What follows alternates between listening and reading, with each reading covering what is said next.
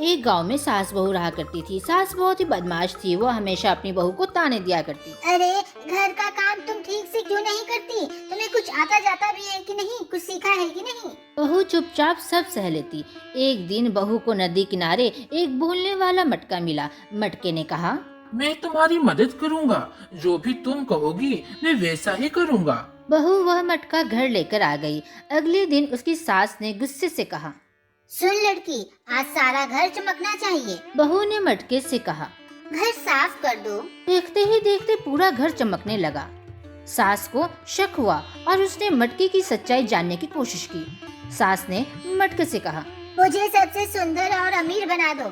मटका हंसकर बोलता है ठीक है। और सास को एक बड़े बर्तन में कैद कर दिया। अब सास को अपनी गलती का एहसास हुआ और अपनी बहू से माफी मांगी। बहू ने उस मटके को नदी में वापस छोड़ दिया।